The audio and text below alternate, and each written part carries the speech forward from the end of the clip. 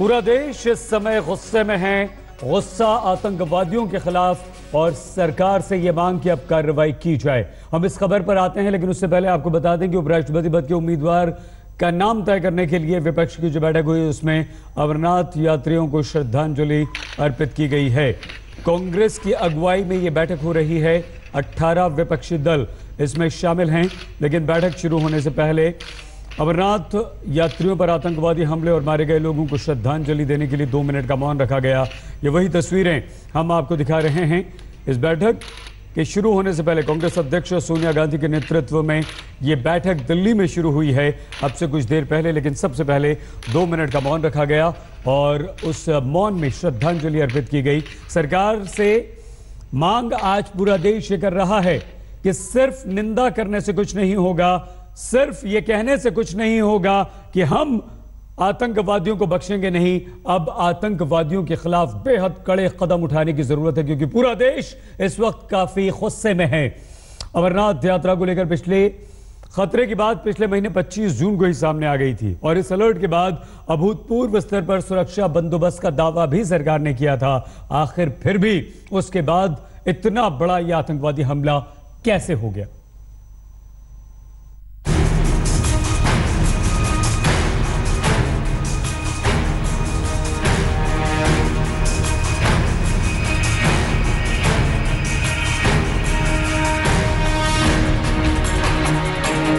बाबा बर्फानी के भक्तों की सुरक्षा के लिए जबरदस्त सुरक्षा इंतजामों के बारे में आज तक ने आपको बताया था।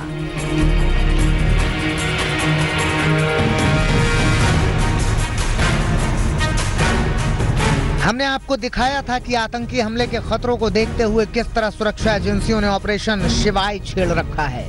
सीसीटीवी कैमरे और ड्रोन की मदद से अमरनाथ यात्रा मार्ग के चप्पे चप्पे की निगरानी हो रही थी। अमरनाथ यात्रियों के लिए 3 स्तरों का सुरक्षा चक्र तैयार किया गया था। अमरनाथ यात्रा को लेकर के इस बार बहुत ज्यादा आतंकी खतरा है। खुफिया रिपोर्ट से इस बात का खुलासा हुआ है कि आतंकी इस बार बड़े स्तर पर इस यात्रा को निशाना बना सकते हैं। इसी के चलते जिस तरीके से आतंकी खतरा है, वैसी ही सुरक्षा बलों की तैयारी है। जानकारी यह है कि सुरक्षा बल इस बार तीसरी आंख से उन आतंकियों पर नजर रखेंगे जो इस यात्रा पर ज्यादा खतरा फैलाने की कोशिश करेंगे। खास तौर पर ड्रोन से नजर रखी जाएगी उस पूरे इलाके की जहां से यात्री एक जगह से दूसरी जगह गुजरेंगे। दरअसल ये सुरक्षा इंतजाम 25 जून को कश्मीर जोन के आईजी की तरफ से जारी इस अलर्ट के बाद किया गया था। अलर्ट की खबर सबसे पहले आज तक नहीं दिखाई थी।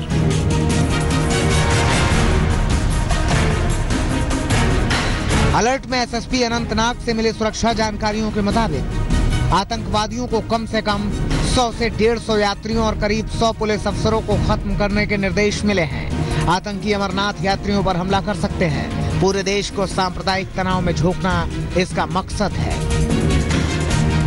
सवाल उठता है कि आतंकी हमले की इतनी पुख्ता जानकारी और हमले को नाकाम करने की सबसे बड़ी तैयारी के बावजूद आतंकी अपने मकसद में कैसे कामयाब हो गए। अब तक मिली जानकारी के मुताबिक बस ड्राइवर और उस पर सवार अमरनाथ यात्रियों की तरफ से भारी लापरवाही बरती गई, जिसकी वजह से वो निशाने पर आ गए।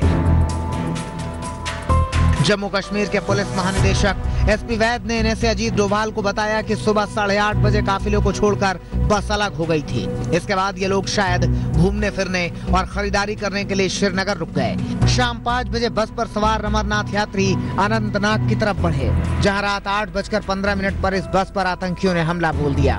चूँकि बस न तो अमरनाथ साइन बोर्ड से रजिस्टर्ड थी और न ही बस यात्रियों ने इसकी जानकारी सुरक्षा एजेंसियों को दी थी, इसलिए बस के साथ कोई सुरक्षा कर्मी नहीं था।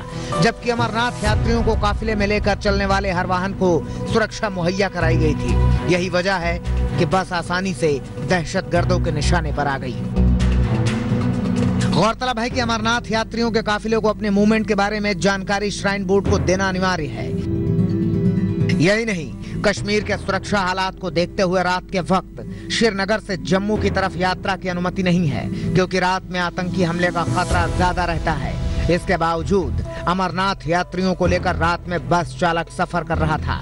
अमरनाथ यात्रियों के मूवमेंट का सामान्य तरीका है। उसके मुताबिक पहलगाम से जम्मू की तरफ गाड़ियों को पूर्वांत तक रवाना कर दिया जाता है ताकि दोपहर 1 बजे तक तमाम गाड़ियां कश्मीर से बाहर निकल जाएं। लेकिन जिस बस पर हमला हुआ उसके चालक ने इस नियम का पालन नहीं किया। यही चूक 7 अमरनाथ यात्रियों की जिंदगी पर भारी पड़ गई।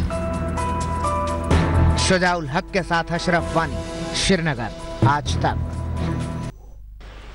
ये अटैक सिर्फ अमरनाथ यात्रियों के ऊपर नहीं है, हम मानते ये अटैक सरकार के ऊपर भी है।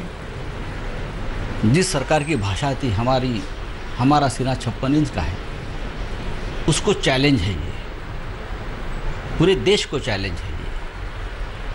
और जिस तरह से अटैक हुआ है, मुझे लगता है कश्मीर की हालत सिर्फ बिगड़ी नहीं है तो बिगड़ने से भी ऊपर पहुंच गई है।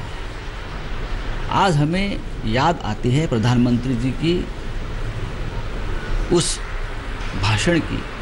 नोटबंदी के बाद प्रधानमंत्री जी ने कहा था नोटबंदी का सबसे अच्छा असर पड़ेगा कश्मीर के आतंकवादियों के ऊपर। नोटबंदी का जो फायदा होगा वो कश्मीर में स्थिरता और शांतता लाने के लिए होगा।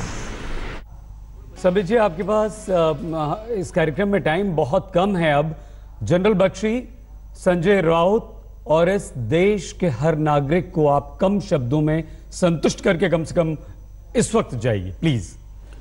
देखिए, मैं संजय रावत जी की बात को मैंने सुना है, वो हमारे एक समर्थक पार्टी भी है। और संजय रावत जी ने सुबह कहा था कि अगर बाला साहब होते तो हज सब्सिडी बंद कर दी जाती। मुझे लगता है इस विषय पे हज सब्सिडी को बीच में लाके हिंदू मुसलमान इस विषय को बनाना ये उचित नहीं होगा, क्योंकि इससे एक वैमनस्य के भाव पूरे भारतवर्ष में फैलेगा। जहाँ तक जनरल बख्शी जी ने कहा, बिल्कुल मैं उससे सहमत हूँ कि रक्षात्मक अर्थात रिएक्टिव मुद्रा में नहीं, मगर मैं कहूँगा कि आज के डेट में भारत की सरकार प्रोएक्टिव मुद्रा में है। और याद करिए, नौसेरा में सर्जिकल स्ट्राइक तो हो चुका है, उसके बाद आर्मी के चीफ ने कहा था केवल एक ही तरीका नहीं। कम है, आगे शाम को और आपसे बातचीत करेंगे, तब आपसे जवाब लेंगे। बहुत धन्यवाद जनरल बख्शी, डॉक्टर संबित पात्रा। लेकिन राहुल गांधी ने सुरक्षा में चूक की वजह से हमला हुआ है ये कहा है, और प्रधानमंत्री नरेंद्र मोदी पर हमला करते हुए कहा है कि हमले की जिम्मेदारी मोदी लें। देखते रहिए आज तक।